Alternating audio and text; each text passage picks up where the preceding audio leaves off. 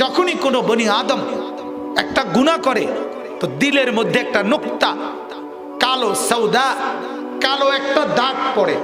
তো একটা ফোঁটা পড়ছে, আবার গুনাহ করলো, আবার আবার আবার।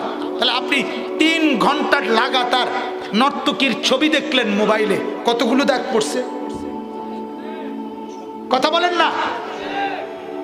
আপনি যে 4 ঘন্টা সারা রাত উলঙ্গ ছবি দেখলেন, কলিজার ভিতরে কি পরিমাণ দাগ পড়ছে মেরে মোহতারাম।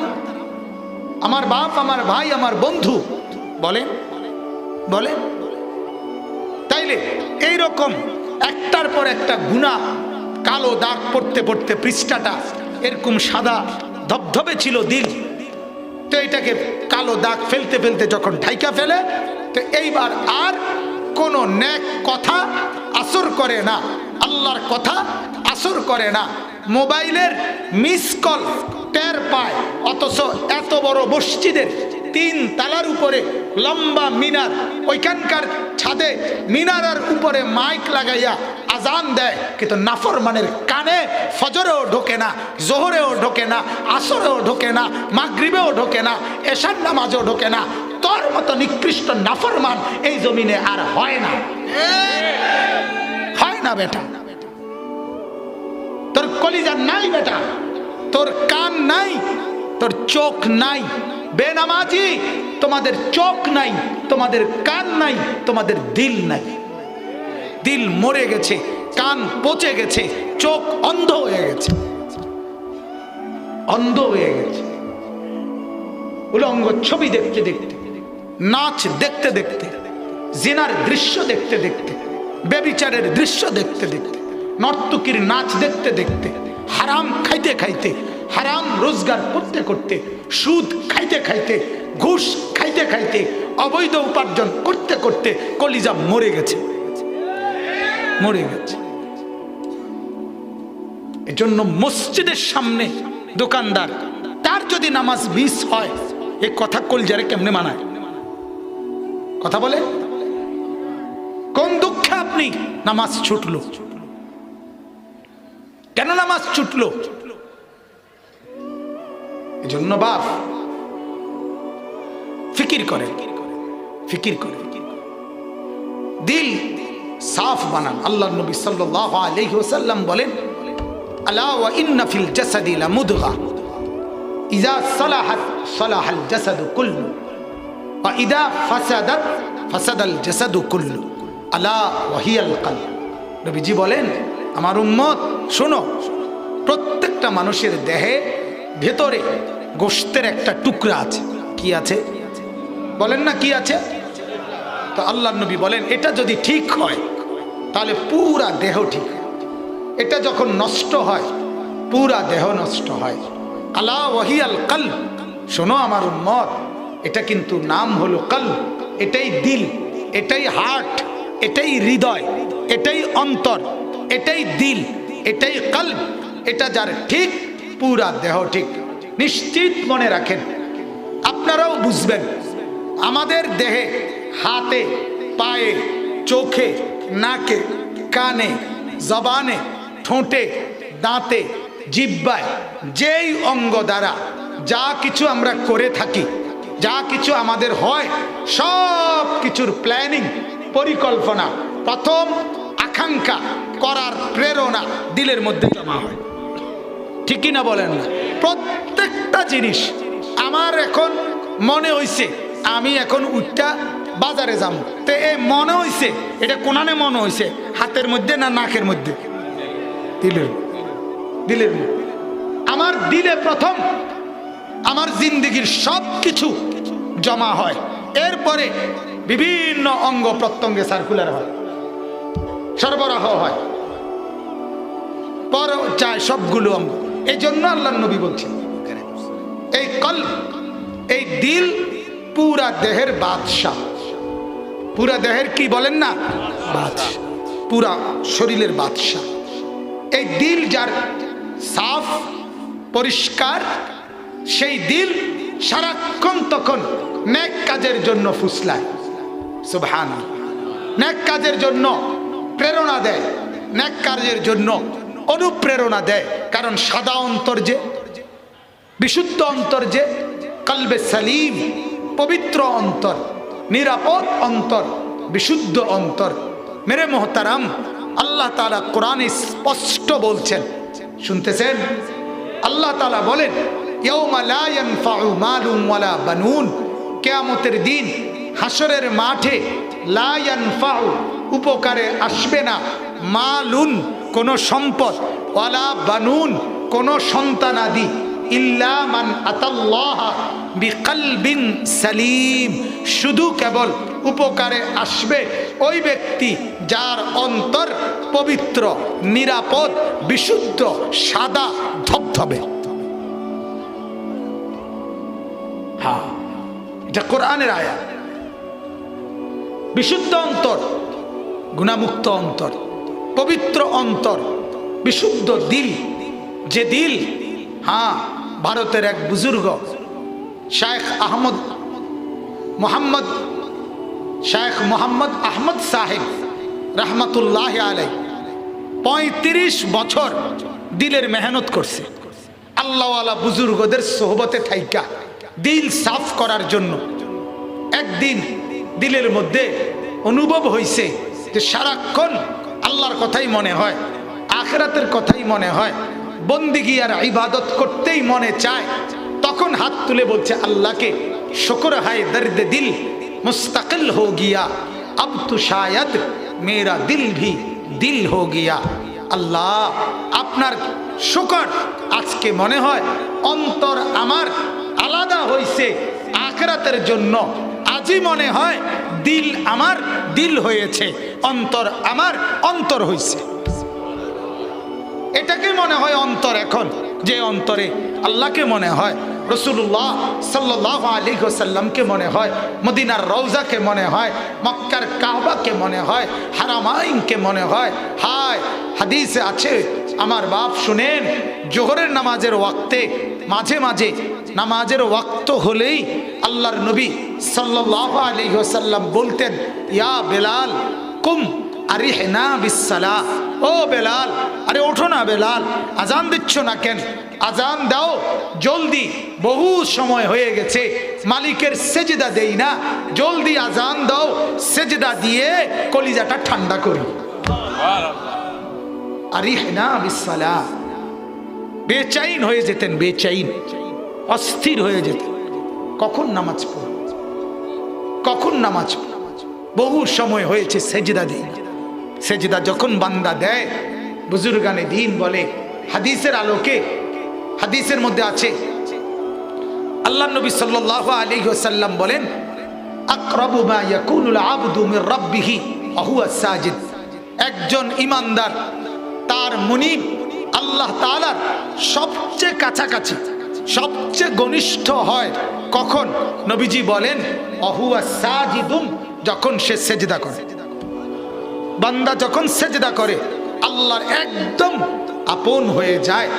বুজুর্গরা বলে, আমার শায়েখ আল্লামা মুফতি মুশতাকুন নবী সাহেব, যিনি আজকে ইনশাআল্লাহ আসবেন, ওনার মুখে আমি বহুবার শুনছি, উনি বলেন, তখন আল্লাহ তাআলা যেন সেজদা অবস্থায় তার বান্দার পিঠে, মাথায় হাত বুলাইয়া আদর করে দেয়।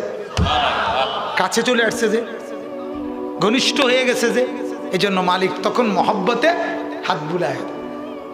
আল্লাহ তাআলা তখন বলে, আনিস আসছো না, সেজদা করছে, খুশি হলো, খুশি হলো। সেজদায়, সেজদার মাধ্যমে কোনো কিছু আল্লাহর কাছ থেকে নেওয়া সবচেয়ে সহজ, নির্ভরযোগ্য, নিরাপদ মাধ্যম সেজদা। কি বলেন? আবার বলেন, মজার কথা শুনেন। হাসরের ময়দানে, কিয়ামতের মাঠে সমস্ত মানুষ যখন কাঁদবে, অস্থির হবে, আপনারা শুনছেন যে অনেক নবীদের কাছে মানুষগুলো যাবে আল্লাহর কাছে একটু সুপারিশের জন্য, যে বিচারের কার্যক্রম, হাসরের মাঠের বিচার যেন শুরু করে। তো সব নবী ফিরাইয়া দিবে, উনি বলবে অমুকের কাছে যাও, উনি বলবে অমুকের কাছে যাও। এইভাবে যেতে যেতে সর্বশেষ ঈসা নবী কোন নবী? ঈসা আলাইহিস সালাম বলবে তোমরা কোনো দিকে আর যাইয়া লাভ নাই, আখিরি নবী, শেষ নবী, নবী সাল্লাল্লাহু আলাইহি ওয়াসাল্লাম, ওনার কাছেই যাও। আজ যদি সুপারিশ করার কারো অধিকার থাকে হাসরের ময়দানে প্রথম, তো সেটা ওনারই কেবল আছে, ওনারই আছে। কোরআনে আল্লাহ তাআলা আয়াতুল কুরসির মধ্যে বলছেন, মান যাল্লাযী ইয়াশফাউ ইনদাহু ইল্লা বিইযনিহি। মাতালারে মানে মুখ দিয়ে কইতারে না, মাতালারেন কা মুখে কন না, মুখে বল পড়েন না। আয়াতুল কুরসি নবী সাল্লাল্লাহু আলাইহি সাল্লাম বলেন একটি আয়াত, আয়াতুল কুরসি যেটারে বলে, যে ব্যক্তি সকালে পড়বে সন্ধ্যা পর্যন্ত, সন্ধ্যায় পড়বে সকাল পর্যন্ত, তার মৃত্যু হলে জান্নাতে যেতে বাধা ছিল, শুধু মৃত্যুটা, মরছে জান্নাতে। হাদিস এটার নাম আয়াতুল কুরসি। আপনি এটা হুদা মাথা লড়লে হইব, কথা বলেন না কেন? শিখবেন তো ইনশাআল্লাহ।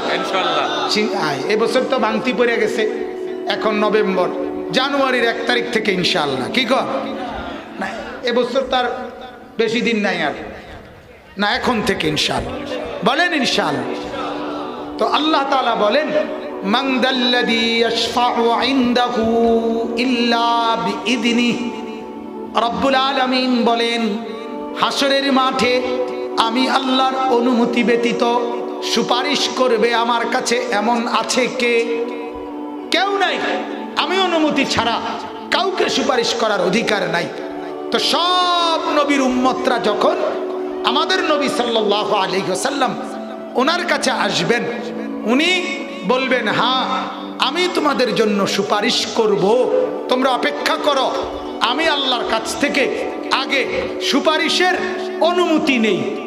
অনুমতি নিতে হবে নবীজি নিজেও, এরপরে বলবে। তো অনুমতির জন্য এই কথাটা আমি বলতে চাচ্ছি, হাদিসের মধ্যে আছে আমাদের প্রিয় নবী সাল্লাল্লাহু আলাইহি ওয়াসাল্লাম অনুমতির জন্য মাকামে মাহমুদ, হাসরের মাঠে আল্লাহর নবী সাল্লাল্লাহু আলাইহি ওয়াসাল্লামের জন্য সম্পূর্ণ পৃথক জায়গা আল্লাহ তাআলা নির্ধারণ করবেন। ওই জায়গাটার নাম মাকামে মাহমুদ। কি নাম? ওই যে আজানের দোয়া পড়ি আমরা, ওয়াবআসহু মাকামাম মাহমুদা নিল্লাযী ওয়া'আদতা। এই যে মাকামে মাহমুদ, এইটা একটা হাসরের মাঠের একটা জায়গা যেখানে আল্লাহ তাআলা শুধু আমাদের নবী সাল্লাল্লাহু আলাইহি ওয়াসাল্লামের জন্য নির্ধারণ করেছেন। তো নবীজি ওই জায়গায় যাবে, গিয়ে এই সুপারিশের অনুমতি চাওয়ার জন্য আল্লাহর নবী আল্লাহ তাআলার কুদরতি কদমে ওই জায়গায় গিয়ে সেজদায় পড়ে যাবে। এই কথাটা বলছি, বুঝছেন কি না? সেজদা দিবে, সেজদা নবীজি সেজদা দিবে। সেজদা দেওয়ার পর কাঁদতে শুরু করবে, চোখের পানি ফেলবে, আর আল্লাহর প্রশংসায় হামদ, কিছু প্রশংসার বাক্য আল্লাহ তাআলাকে শোনাবে, চোখের পানি ফেলবে, সেজদা দিবে, আর অনুনয় বিনয় করে, কাকুতি মিনতি করে, বিনয়ের সাথে আল্লাহর কাছে এই প্রশংসার বাক্যগুলো বলবে। তখন আল্লাহ তাআলা আরশ আজিম থেকে আল্লাহ তাআলা বলবেন, ও বন্ধু, সেজদা ভি মঞ্জুর, आंसू भी मंजूर, आजिजी भी मंजूर, तवाजु भी मंजूर। ও বন্ধু, আপনার সেজদাও আমি গ্রহণ করলাম, চোখের পানিও আমি গ্রহণ করলাম, আপনার বিনয় কাকুতি মিনতি এটাও আমি গ্রহণ করলাম। ইরফা রাসাক, আপনি মাথা উঠান, সাল তুতা, আপনি বলেন আমি দেব, ইশফা তুশাফা, আপনি সুপারিশ করেন, আপনার সুপারিশ আমি গ্রহণ করব।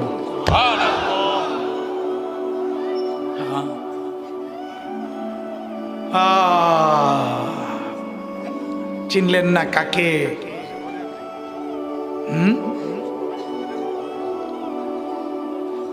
চিনলেন না কাকে? চিনলেন সিনেমার নায়িকাকে, সিনেমার নায়ককে,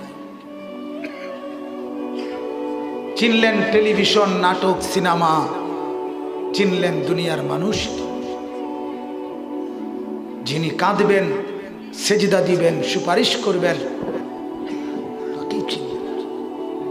গোটা হাসরের মাঠ আদম থেকে ঈসা নবী পর্যন্ত, এমনকি নবী, আম্বিয়া, রসুল, আউলিয়া, আতকিয়া, আসফিয়া, সাহাবা, উলামা, আইম্মা, মুহাদ্দিসিন, মুফাসসিরিন, আইম্মা, খুতাবা, বুজুর্গ, পীর, মাশায়েখ, সাধারণ মানুষ সব যে মাঠে বলবে ইয়া রব্বি নফসি নফসি, আল্লাহ আমাকে মাফ করে দেন, আল্লাহ আমাকে বাঁচান, আমাকে বাঁচান, আমাকে বাঁচান, আমাকে বাঁচান, গোটা মাঠ এই একই আওয়াজ, শুধু একজন বলবে ইয়া রব্বি উম্মতি উম্মতি, আল্লাহ উম্মতকে বাঁচান, উম্মতকে বাঁচান, উম্মতকে বাঁচান।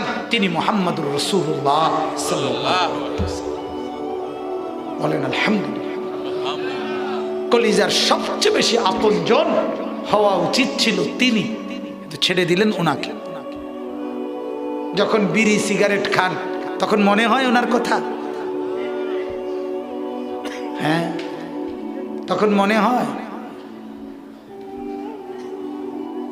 তো যখন টেলিভিশনে, চা দোকানে নর্তকীর নাচ দেখেন, নাচ গান দেখেন, তখন মনে হয় মদিনার এই বন্ধুকে?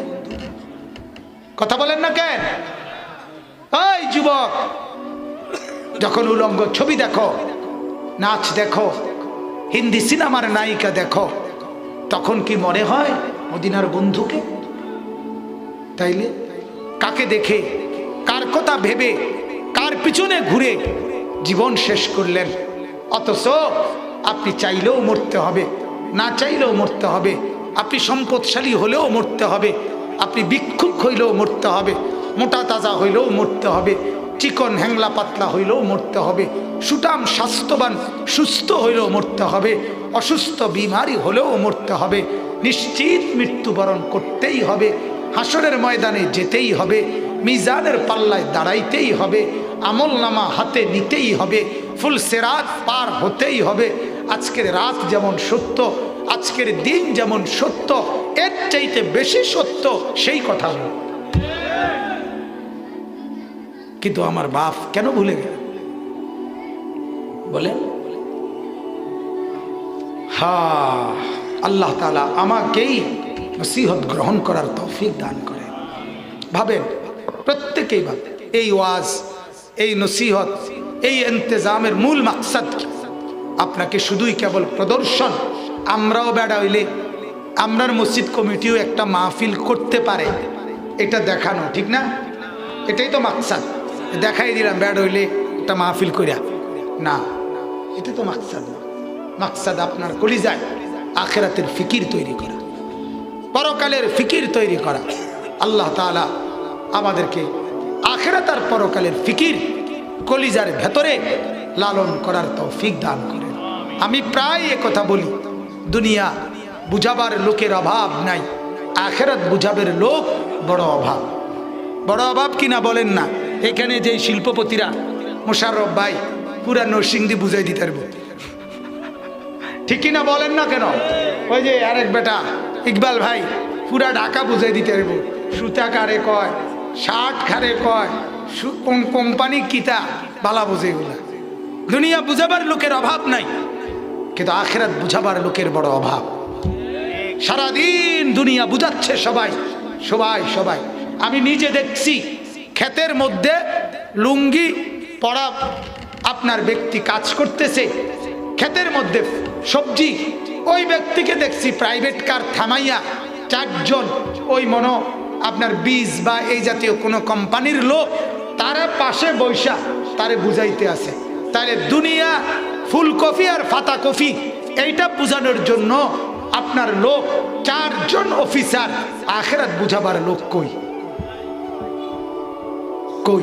মা তার সন্তানকে আখিরাতের কথা মনে করায় না, বাবা তার সন্তানকে আখিরাতের কথা মনে করায় না, বড় ভাই ছোট ভাইদেরকে আখিরাতের কথা মনে করায় না, বোন তার ভাই বোনদেরকে আখিরাতের কথা মনে করায় না, চাচা মামা ফুফা খালু এতগুলো মানুষ, একজন মানুষের বাবা মা দাদা দাদি নানা নানি চাচা মামা ফুফা খালু ভাই বোন বোন জামাই বড় বোন এতগুলো মানুষ যদি একবার একবার করে, দুইবার দুইবার করে, 10 বার 10 বার করে এই বাচ্চাটাকে আখিরাত আর পরকাল, নামাজ আর বন্দিগি, কবর আর হাসরের কথা মনে করাইতো, খোদার কসম সে এত ভুলতো না।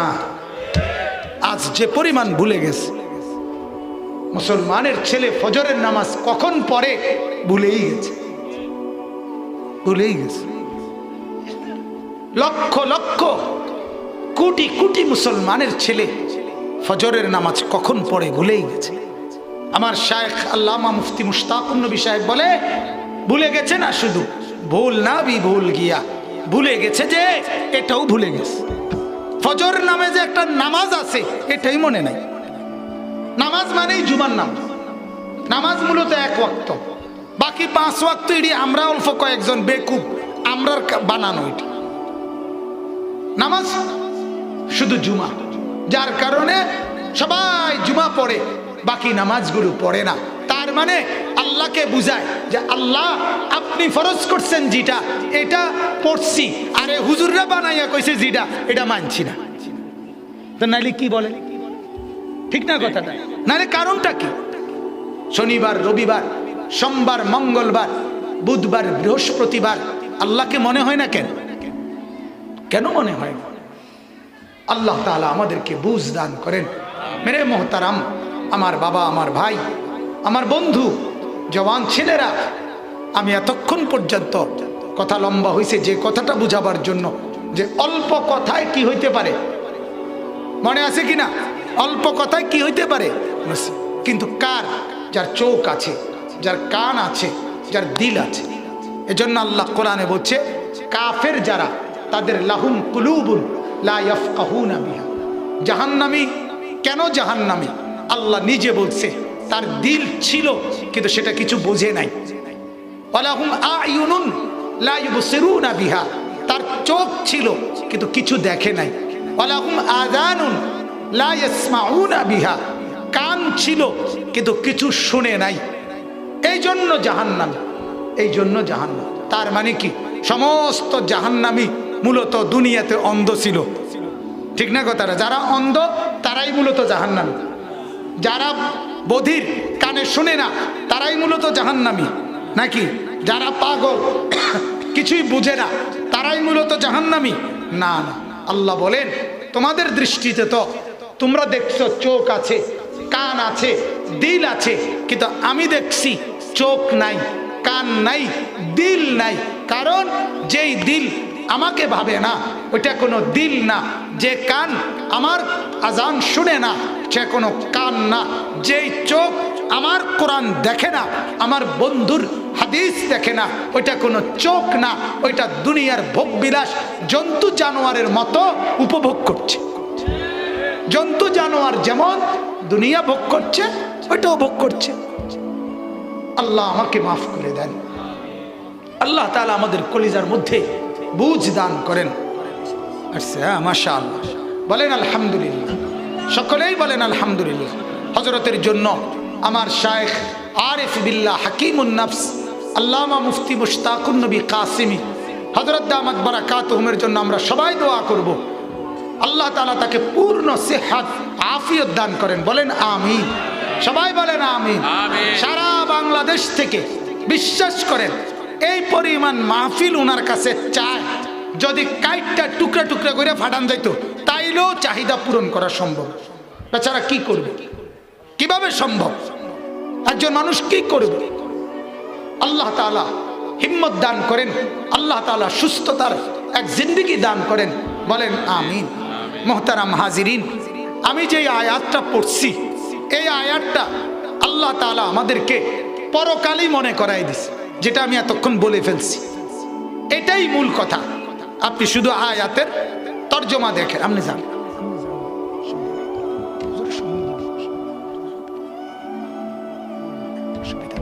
আগে দেখা করে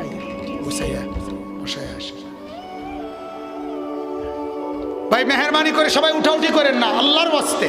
হুজুর আমি বললাম হুজুর অসুস্থ, দয়া করে কেউ হুজুরের সাথে দোতলায় উঠবেন না, একদম অনুরোধ করলাম। একজন লোকও যাবেন না ওদিকে। কেউ বিরক্ত করবেন না মেহেরবানি করে, দয়া করে ইনশাআল্লাহ এখানে আসলেই হযরত কথা বলবেন। হ্যাঁ আসছে, নামছে। মেহেরবানি করে কেউ বিরক্ত করবেন না, আমার অনুরোধ। আপনারা কেউ উঠেন না। এই যে ভাই উঠলেন কেন আপনি? ওই চাদরওয়ালা আপনি উঠলেন কেন? কেউ উঠে যাবেন না, উপরে যায়েন না, অতিরিক্ত কেউ সফর সঙ্গী ছাড়া যায়েন না ভাই, আল্লাহর ওয়াস্তে। বারবার বলছি আমি অসুস্থ হুজুর, মেহেরবানি করে কেউ ইনশাআল্লাহ আসবে। ইনশাআল্লাহ আল্লাহ তাআলা পুরি সেহাত আফিয়ত দান করেন, বলেন আমিন। আল্লাহ তাআলা আপনাদেরকে সবাইকে সুস্থতার হায়াত দান করেন। আমার বাপ, সুস্থতা অনেক বড় নিয়ামত, এজন্য আল্লাহ তাআলার কাছে সুস্থতা কামনা করা সবসময় আল্লাহর কাছে চাওয়া উচিত। আল্লাহ তাআলা আমাদেরকে সুস্থতার জীবন দান করেন। চলেন তো আমি আয়াতের তরজমাটা শুনাই। আল্লাহ তাআলা বলেন, শুনতেছেন আপনারা নাকি একটু ওইদিকে ফিরে বসবেন? না অনেকক্ষণ তো এদিকে ফিরছেন, ক্লান্তি লাগতে পারে, যদি হেদি ঘুরে বইবেন নি কোনো, তো তোর বেহা হইয়া গেলেন কাল। আচ্ছা আসবে ইনশাআল্লাহ, বললাম তো। আল্লাহ তাআলা বলেন সূরা বাকারার 254 নম্বর আয়াত, আল্লাহ তাআলা ইরশাদ করছেন, ইয়া আইয়ুহাল্লাযীনা আমানু। শুনতেছেন সবাই? হে ঈমানদারগণ, হে মুমিনগণ। কোরআনুল কারীমে মোট 89 বার, 8, 9, 89 বার আল্লাহ তাআলা আমরা যারা মুমিন ঈমানদার আলহামদুলিল্লাহ আল্লাহ তাআলা মহব্বত করে 89 বার এই শব্দটা দিয়ে আমাদেরকে ডাক দিয়েছেন, ইয়া আইয়ুহাল্লাযীনা আমানু। হে ঈমানদারগণ, হে ঈমানদারগণ, তোমরা যারা আমার উপরে ঈমান এনেছো, তোমরা আমার হয়ে গেলে, এবার আমি তোমাদেরকে ডাক দিলাম। এজন্য তাফসীরের মধ্যে লিখছে ইয়া আইয়ুহাল্লাযীনা আমানু, এই শব্দের অর্থ হলো আল্লাহ তাআলা বুঝাইতে চাচ্ছেন তোমরা যারা ঈমানদার, তোমরা প্রত্যেকেই আমি আল্লাহর বন্ধু। সুবহানাল্লাহ। এজন্য কোরআনে আল্লাহ বলেন আমি আল্লাহর বন্ধু ঈমানদার, আর ঈমানদারের বন্ধু আল্লাহ। ঈমানদারের বন্ধুকে, আল্লাহর বন্ধুকে ঈমানদার। আল্লাহু ওয়ালিউল্লাযীনা আমানু। আল্লাহ তাআলা বলেন আল্লাহ যিনি বন্ধু কাদের? আল্লাযীনা আমানু, যারা ঈমানদার তাদের। সুবহানাল্লাহ। ঈমানদারদের বন্ধুকে। এবার আল্লাহ বলেন ইন আউলিয়াউহু ইল্লাল মুত্তাকুন। আল্লাহর বন্ধু কেবল তারাই, মুত্তাকি মুমিন যারা তারা। সুবহানাল্লাহ। অতএব ঈমানদারের বন্ধু আল্লাহ, আল্লাহর বন্ধু ঈমানদার। সুবহানাল্লাহ। আমাদের প্রিয় নবী সাল্লাল্লাহু আলাইহি ওয়াসাল্লাম তিনি আল্লাহর বন্ধু, সেটা আরো উন্নত অর্থে। কথা বুঝছেন কিনা বলে? তিনি যে আল্লাহর হাবিব, সেটা আরো সর্বোচ্চ অর্থে। হযরত ইব্রাহিম আলাইহিস সালাম খলিল, আল্লাহর বন্ধু, সেটাও আরো উন্নত অর্থে। বাকি আমরাও আল্লাহর, ঈমানদাররাও আল্লাহর বন্ধু। সুবহানাল্লাহ। প্রত্যেকটার স্টেজ হইতে পারে, প্রত্যেকটার স্তর কি হইতে পারে, কিন্তু ঈমানদাররাও কার বন্ধু? কন্যা আল্লাহ। এই জন্য আল্লাহ তাআলা বলেন ইয়া আইয়ুহাল্লাযীনা আমানু, হে ঈমানদারগণ, মানে হে আমার বন্ধুগণ। হে আমার কে? বন্ধুরা, বন্ধুগণ। এবার আল্লাহ বলেন আনফিকু মিম্মা রাযাকনাকুম।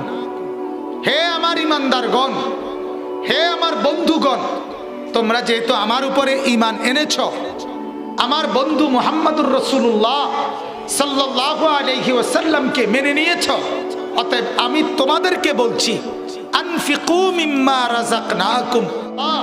তোমাদেরকে যত রকমের রিজিক দিয়েছি, সে সব রিজিক থেকে আমার রাস্তায় ব্যয় করো। কার রাস্তায়? আবার বলেন কার রাস্তায়? কি থেকে ব্যয় করবেন? আল্লাহর দেওয়া রিজিক থেকে। কার দেওয়া রিজিক থেকে? বলেন, আল্লাহর দেওয়া রিজিক থেকে। এই রিজিক বলতে আগে অল্প কথায় বোঝেন, রিজিক বলতে শুধু যে ভাত এটা না, শুধু যে চাল, শুধু যে তরকারি, শুধু যে রুটি, এটাকেই শুধু রিজিক বলে না। মাথার চুল থেকে পায়ের নখ পর্যন্ত আল্লাহ তাআলা আমাদেরকে যা কিছু দিয়েছেন এবং চতুর্দিকের দুনিয়ায় উপভোগের জন্য আল্লাহ তাআলা এই যে জগতে আমাদের জন্য যা সাজিয়েছেন সব আল্লাহর দেওয়া রিজিক। হুয়াল্লাযী খালাকা লাকুম মা ফিল আরদি জামিআ। কোরআনে আল্লাহ তাআলা বলেন, তিনি আল্লাহ যিনি জমিনের সব কিছু তোমাদের জন্যই বানিয়েছেন। আল্লাহ তাআলা কোরআনুল কারীমে আরো বলছেন যে আল্লাহ তাআলা সব কিছু তোমাদের বশীভূত, তোমাদের আয়ত্তে, তোমাদের নিয়ন্ত্রণে আল্লাহ তাআলাই করে দিয়েছেন। সুবহানাল্লাযী সাখখারা লানা হাদা। এই যে সাখখারা লানা, আল্লাযী সাখখারা, যিনি অধীনস্থ করেছেন। এই যে আপনি শূন্যে বিমানে উঠছেন, এই যে আপনি নদীতে, সাগরে, লঞ্চার, স্টিমার আর জাহাজে চড়ছেন, এই যে আপনি রোডে গাড়ি, সিএনজি, প্রাইভেট কার এগুলোকে চড়ছেন, এই যে আপনি শূন্যে চড়তেছেন, এই যে আপনি পানিতে ভ্রমণ করছেন, এই যে আপনি শূন্যে উঠতেছেন, এই যে আপনি দুনিয়া ভোগ করছেন, আলো, বাতাস, রোদ, বৃষ্টি, সকাল, বিকেল, আসমান, জমিন, গ্রহ, নক্ষত্র, চন্দ্র, সূর্য, ক্ষেত, ফসল, জমিন, বাড়ি, বিল্ডিং, স্ত্রী, সন্তান, ছেলে, মেয়ে, পাড়া, পড়োশি, আয়, ব্যয়, রোজগার, ইনকাম, টাকা পয়সা, ভাত, চাল, রুটি, তরি, তরকারি, যা কিছু আছে রব্বে করিম বলেন, এগুলো আমি আল্লাহ আমার দেওয়া রিজিক তোমাদেরকে দিলাম। সব তোমার জন্য, সব তোমার জন্য। ইয়া ইবনে আদম, হে বনি আদম, হাদিসে কুদসি, খালাকতুল আশিয়া লিআজলিক। আল্লাহ তাআলা বলে, হে বনি আদম, সব কিছু চতুর্দিকের আমি না তোমার জন্য বানাইছি। কার জন্য? ওয়া খালাকতুকা লিআজলি, আর তোমাকে না আমার জন্য বানাইছি। সারে দুনিয়া তেরে লিয়ে, तू सिर्फ मेरे लिए। सारे दुनिया तेरे लिए, तू सिर्फ मेरे लिए। तमाम दुनिया তোমার জন্য, তুমি শুধু আমার জন্য, আমার জন্য। আল্লাহ তাআলা, ওহ, এটার মধ্যে কি মহব্বত! যদি বুঝতাম, যদি এমন একটা দিল থাকতো তো কলিজা ফেটে যেত। এক সাহাবী হযরতে উবাই ইবনে কাব। ও মাইনুদ্দিন ভাই, সবাই বসান না, বসান। এক সাহাবী, শুনেন এদিকে এবার তাকান। এক সাহাবী হযরতে উবাই ইবনে কাব রাদিয়াল্লাহু তাআলা আনহু, সাহাবীর নাম হলো উবাই। বলেন কি নাম? তো নবীজি একদিন ওনাকে ডেকে কাছে বসাইয়া নবীজি বললেন, উবাই, তুমি আমাকে আল্লাহর কোরআন একটু তেলাওয়াত করে শোনাও। কথাটা শুনেন মনোযোগ দিয়ে। এখন ওই সাহাবী বলতেছেন অবাক, ইয়া রাসূলুল্লাহ, আকরাউ আলাইকা আল কোরআন উনজিলা আলাইক। ইয়া রাসূলুল্লাহ, কি বললেন? আমি আপনাকে কোরআন শোনাবো?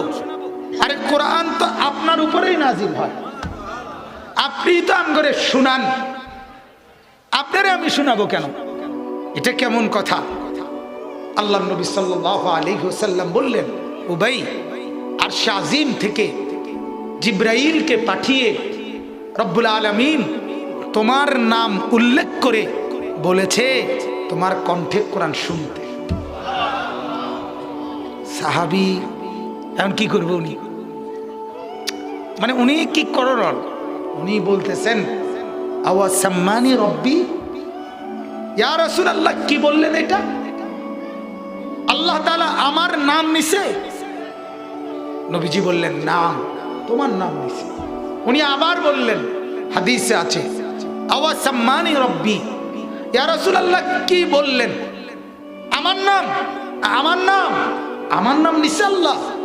আল্লাহ নবী বললেন হ্যাঁ নাম, তোমার নাম নিয়েছে। সাহাবী আবার বললেন খুশিতে, আমার মনে হয় আর কি, আমি এমনি বলতেছি বুঝানোর জন্য, আমার মনে হয় যেন খুশিতে কথা আটকাইয়া গেছে।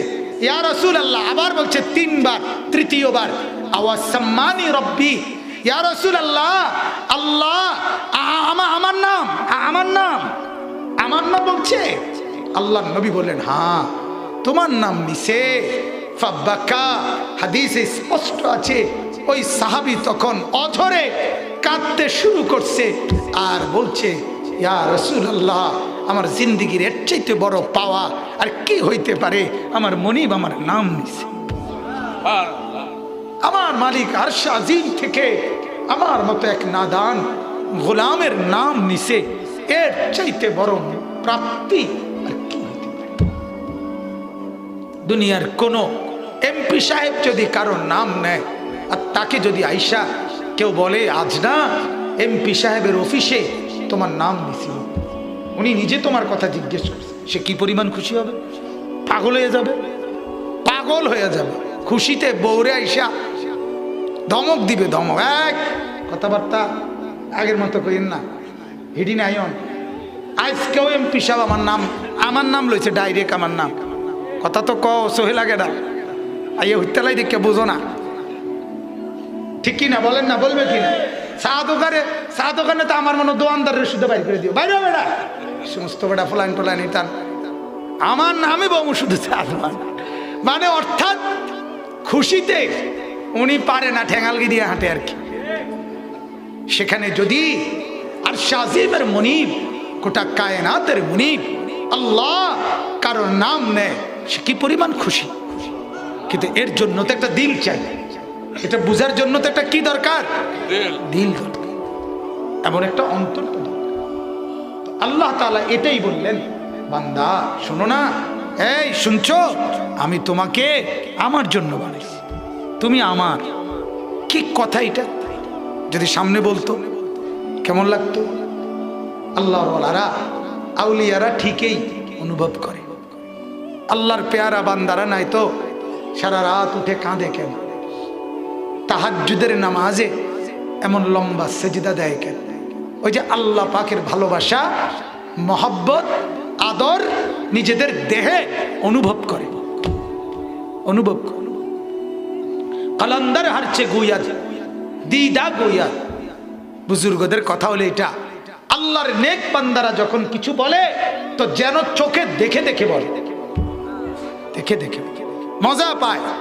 আল্লাহর রাসূল হাদিসে আছে, আল্লাহ তাআলা বলছেন হাদিসে কুদসি, শুনতেছেন ছেলেরা, আপনারা শোনেন যুবকরা, আল্লাহ বলছে যে ব্যক্তি মান তারাকাহা মাখাফাতি, যে ব্যক্তি আমি আল্লাহর ভয়ে কোন ভিন্ন নারী থেকে চোখ ফিরাইয়া নিল, দেখলো না নারীকে, নারীর ছবি, নারীর নাচ, নারীর গান, নর্তকীর সিনেমা, উলঙ্গ ছবি, রাস্তার ভিন মহিলা, আল্লাহ তাআলা বলে যে ভয়, আমার ভয়ে চোখ নামায়া নিল, আল্লাহ তাআলা বলেন আবদালতুহু ঈমানান ইয়াজিদু হালাওয়াতাহু ফি কলবি, আমি আল্লাহ তার অন্তরে এমন ঈমান দিয়ে দেব যেই ঈমানের স্বাদ সে দিলের মধ্যে অনুভব করবে। হাদিস, ঈমানের স্বাদ পাবে, ঈমানের মজা লাভ করবে। তাহলে কি বুঝা গেল? কি বুঝা গেল? আমার শায়েখ আল্লামা মুফতি মুশতাকুর নবী কাসিমি হযরতকে আমি শুনছি, উনি একবার বলছেন রাস্তায় যখন বের হয় তো বাইর হবার আগে ঘর থেকে আল্লাহর কাছে বলছেন আল্লাহ এখন আমি বের হচ্ছি, আমি এক জায়গায় যাব, তো আল্লাহ রাস্তায় বের হওয়ার পরে আমার এই দুই চোখ যদি রাস্তার বালু আমার চোখে পড়ে তাহলে এটা ক্ষতি কিনা, মুসিবত কিনা? তো হযরত বলেন রাস্তার বালু যদি চোখে পড়ে তাইলে আমার দুনিয়ার ক্ষতি, আর ভিন নারী তার প্রতি যদি আমার নজর পড়ে তাহলে ওইটা আমার আখিরাতের ক্ষতি, ওইটা আমার পরকালের ক্ষতি। অতএব আল্লাহ আপনি আমার চোখকে দুনিয়ার মুসিবত থেকেও বাঁচান, আখিরাতের মুসিবত থেকেও বাঁচান। এ চোখে যেন বালুও না পড়ে, এ চোখে যেন ভিন নারীর প্রতি নজরও যেন না পড়ে। এমনটা হওয়া উচিত, চেষ্টা করা উচিত, চেষ্টা করা উচিত। আল্লাহর ওলিরা, আল্লাহর প্রিয় বান্দারা পারে, আল্লাহ তাআলার মহব্বত অনুভব করে, অনুভব করে। আমরা কিতাবে পড়ছি এই ভারতীয় উপমহাদেশের সর্বশ্রেষ্ঠ একজন বুজুর্গ ছিলেন সৈয়দুত তাইফা হাজী ইমদাদুল্লাহ মুহাজিরে মক্কি রাহমাতুল্লাহ আলাইহি। তিনি আল্লাহর কাছে দোয়া করতেন, আল্লাহ এই জগতের কত মানুষ হাত তুলে আপনার কাছে কত কিছু চায়, আর আমি ইমদাদুল্লাহ হাত তুলে আপনার কাছে আপনাকেই চাই। कोई तुझसे कुछ और कोई कुछ चाहता है, मैं हो तुझसे या रब तलबगारे तेरा। আল্লাহ কেউ এটা চায় ওটা চায়, কেউ ছেলে চায় মেয়ে চায়, বাড়ি চায় গাড়ি চায়, ভিসা চায় পাসপোর্ট চায়, বিদেশ চায় বিল্ডিং চায়, কত কিছু। আল্লাহ मैं हो तुझसे या रब तलबगारे तेरा, আমি আপনার কাছে মাওলা আপনাকেই চাই। কাকে চায়? আল্লাহকে চায়। হযরতে হাসান বসরি রাহমাতুল্লাহি আলাইহি বিশ্ববিখ্যাত বুজুর্গ ছিলেন। 120 জনের চাইতে বেশি সাহাবীকে যিনি সশরীরে দেখছেন।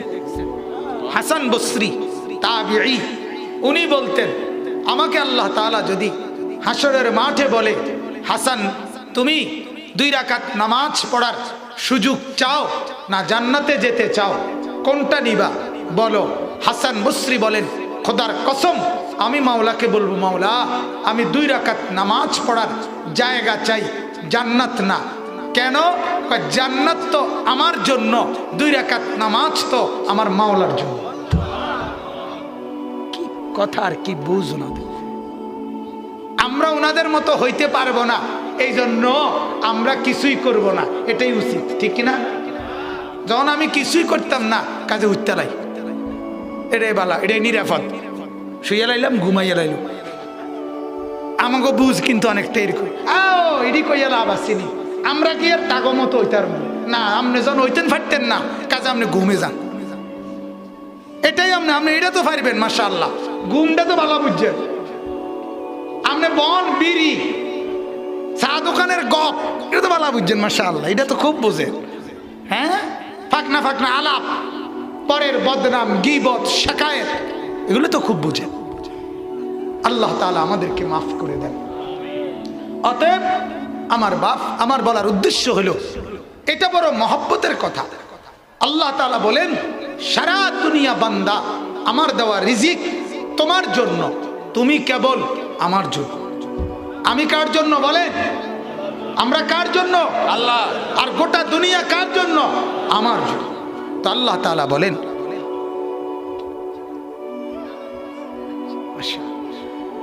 তো আল্লাহ তাআলা বলেন,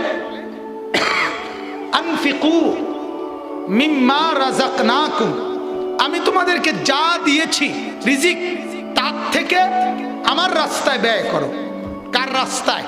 তাহলে এখানে কয়েকটা অর্থ। 1 নাম্বার অর্থ হলো, এই দেহ কার দেওয়া? আবার বলেন আল্লাহ। তো আল্লাহর দেওয়া এই দেহে সর্বপ্রথম আল্লাহর ইবাদতের জন্য ব্যয় করো। কথা বলেন না? কার জন্য ব্যয় করেন? অতএব আপনার ব্যবসা, আপনার চাকরি, আপনার ক্ষেত, আপনার কৃষি, আপনার অটো, আপনার সিএনজি, আপনার গাড়ি, আপনার গার্মেন্টস, আপনার মেল, আপনার ফ্যাক্টরি, আপনার সুতার মেল, আপনার কিতা জানি ওই যে ওর ওইটির নাম কিতা, বেকু, এটা বাদ দেন কা, তে বেকু যা আছে এর সব কিছুর আগে আল্লাহ তাআলার বন্দেগী নামাজ। ঠিক না বলেন না? নামাজের ওয়াক্ত হইছে, গোটা দুনিয়া ফেলে দাও, রব্বে করিমকে সেজদা দিয়ে জানিয়ে দাও, মাওলা তুমি বলেছ আমি নাকি তোমার, তো আমিও তোমার। আল্লাহ আপনিও আমার, আমিও আপনার। আল্লাহ আমাকে গ্রহণ করে নেন, সব ছেড়ে দিলাম মাওলা, গোটা দুনিয়া হটাও, আল্লাহ তাআলার কদমে সেজদা দিয়ে আল্লাহ তাআলার মহব্বতের আদর নিয়ে নাও। এটাই তো উচিত, উচিত কিনা বলেন না? হাদিসে আছে।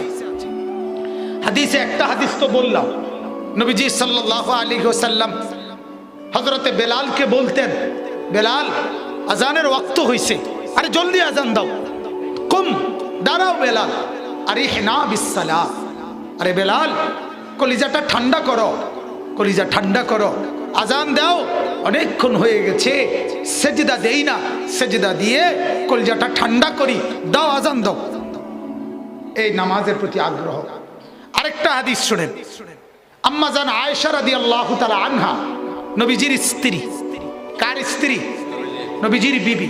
নবীজির বিবি ছিলেন মোট 11 জন, ইন্তেকাল করছে নবীজির হায়াতে 2 জন, আর ইন্তেকাল নবীজির মৃত্যু পর্যন্ত ছিল 9 জন একত্রে। আসরের নামাজের পরে মাগরিবের নামাজের আগে স্বাভাবিকভাবে আল্লাহর নবী সাল্লাল্লাহু আলাইহি ওয়াসাল্লাম 9 জন স্ত্রীর সাথেই একত্রে কথা বলতেন। এটা নবীজির একটা আমল ছিল, কিতাবে আছে। খুশ গল্প করতেন, আদর করতেন, সোহাগ করতেন এবং বিভিন্ন কথাবার্তা, মানে স্ত্রীদেরকে সময় দিতেন। সোজা কথা। হযরতে আয়েশা রাদিয়াল্লাহু তাআলা আনহা বলেন, কথাটা খেয়াল করেন, 9 জন স্ত্রীকে নিয়ে আল্লাহর নবী কথা বলতেছেন, হাসি মজাক করতেছেন, আদর সোহাগ করতেছেন। এই অবস্থায় যখনই মাগরিবের নামাজের আজান হযরতে বেলাল শুরু করতেন, হযরতে আয়েশা বলেন, আল্লাহর কসম নবীজির চেহারা মোবারকের দিকে তাকাইলে মনে হইতো আমরা একজন বিবিকেও উনি আর চেনে না, গোটা পৃথিবী চেনে না। এবার তিনি মসজিদে ছুটতেন, এবার তিনি কি হয়ে যেতেন? গোটা দুনিয়া ভুলে যেতেন। আমার মালিকের ডাক আসছে, মুনিব ডাক দিছে, এবার গোটা দুনিয়া ছাড়। কি ভাই, এমন একটা জীবন কি আমাদের কোনোদিনও হবে না? কথা বলেন না, সম্ভব না? না, এটা সম্ভব না। 5 ওয়াক্ত নামাজ পড়া সম্ভব না। 5 ওয়াক্ত নামাজ মানে হলো প্রত্যেক ওয়াক্তে একটা সিমেন্টের বস্তা 50 কেজির কমপক্ষে 20 মিনিট কান্দে লইয়া দাঁড়াইয়া থাকা, এটাকেই তো নামাজ বলে, ঠিক না? তো সমস্যা কি? অসুবিধা কি? কি সিমেন্টের বস্তা কান্দেল না আডার বস্তা কান্দেল? তাহলে আপনার সমস্যা কি? সমস্যা হলো শয়তান আমাকে ছাড়ে না, নফস আমাকে ছাড়ে না। এই 2 হারামি, এক হারামি শয়তান আর এক হারামি নফস, মনের চাহিদা। এই মন যা চায়, মন কোনো কাজ নাই, বসে বসে বিড়ি খাচ্ছে, সিগারেট খাচ্ছে, গল্প করতেছে, গপসপ মারতেছে, মোবাইল টিপতেছে, দুনিয়ার ব্যস্ততা। অথচ ও দুনিয়ার আরেক ব্যস্ততার সামনে এই ব্যস্ততা ঠিকই বন্ধ করে নাস্তার টাইম, দুপুরের খানার টাইম, রাত্রের খানার টাইম, প্রস্রাব পায়খানার টাইম, বন্ধুদের সাথে গল্প করার টাইম, স্ত্রীকে সময় দেওয়ার টাইম, রাত্রিবেলা ঘুমের টাইম, এরপরে মোবাইল রিসিভ করার টাইম। শত ব্যস্ততার ভিতর দিয়েও এগুলোর জন্য ঠিকই সময় মেলে, কিন্তু সেজদার জন্য সময় মেলে না। সব কিছুর সময় আছে, কিন্তু সেজদার জন্য সময় নেই। কারণ সিদ্ধান্ত নিয়ে নিছে আমি আগুনে জ্বলবই।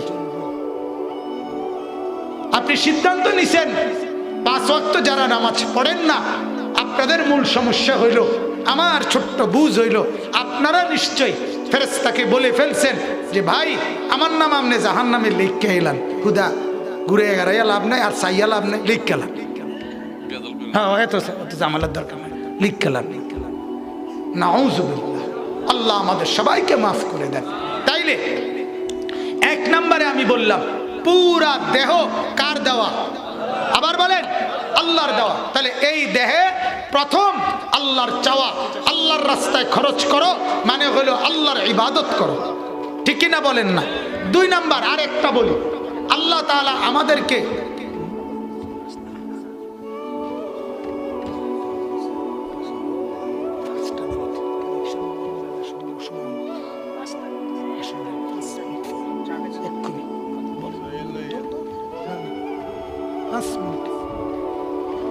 তো দ্বিতীয় অর্থটা বলি, তাহলে কথা শেষ। দ্বিতীয় অর্থটা লম্বা না।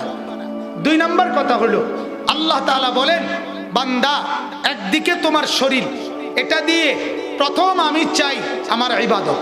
প্রথম কি চাই বলেন না? ইবাদত। 2 নাম্বার, আল্লাহ তাআলা উপার্জনের যত কিছু আমাকে দিছে, টাকা পয়সা ধন সম্পদ মাল দৌলত, এইটা দ্বারা আল্লাহ চায় আমার রাস্তায় খরচ। কার রাস্তায়? আল্লাহ তাআলা বলেন এই সম্পদ এই মাল 1 টাকা হোক 100 কোটি টাকা হোক আমার দেওয়া। কার দেওয়া? কথা বলে যে কোনোভাবে আপনি টাকা রোজগার করেন তো আল্লাহর জমিনের ভিতর থেকে না বাহিরের থেকে? কথা বলেন না। আসমানের নিচের থেকে না আসমানের উপরের থেকে?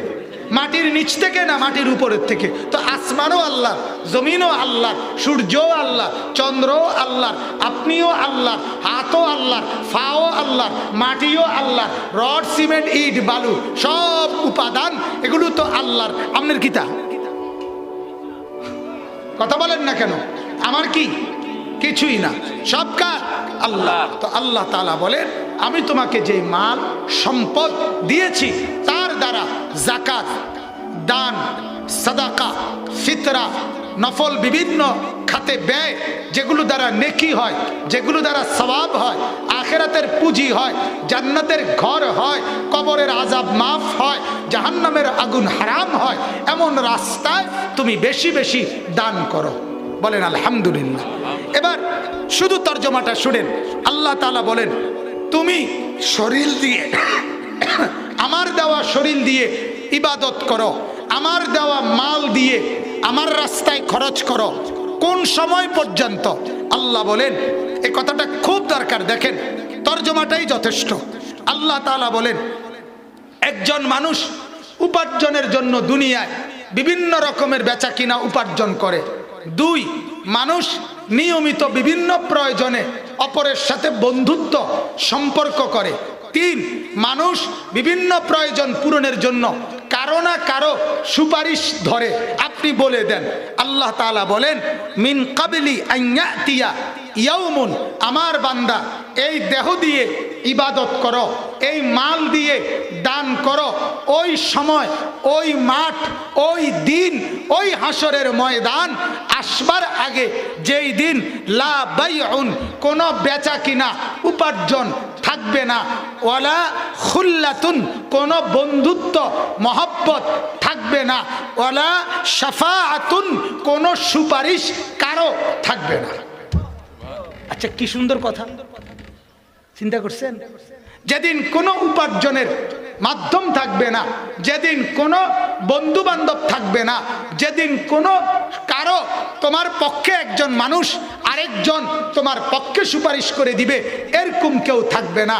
আল্লাহ বলেন এমন একটা কঠিন হাসরের মাঠ যেদিন কেউ নাই, ডানে বামে কেউ নাই, তুমি একাই একা একাই একা একাই একা। সেই ভীষণ হাসরের ময়দানে যাওয়ার আগেই এখন এই দেহ দিয়ে আমার দেওয়া দেহ ইবাদত করো, আমার দেওয়া মাল আল্লাহর রাস্তায় খরচ করো। ওয়াল কাফিরুনা হুমুজ জালিমুন, আল্লাহ বলে যারা নাফরমান, যারা পাপী, যারা অবাধ্য, যারা আমার কথা শুনলো না, শরীর দিয়ে বন্দিগি করলো না, মাল দিয়ে আল্লাহর রাস্তায় খরচ করলো না, আল্লাহ বলেন তারাই হলো জালেম জালেম জালেম জালেম। এবার আপনি আপনার পরিচয় ঠিক করেন, আপনি কি জালেম নাকি মুমিন? কথা বলেন না, আমরা কি হতে চাই? মুমিন হতে চাই না জালেম হতে চাই? আল্লাহ তাআলা আমাদেরকে তৌফিক দান করেন, বলেন আমিন।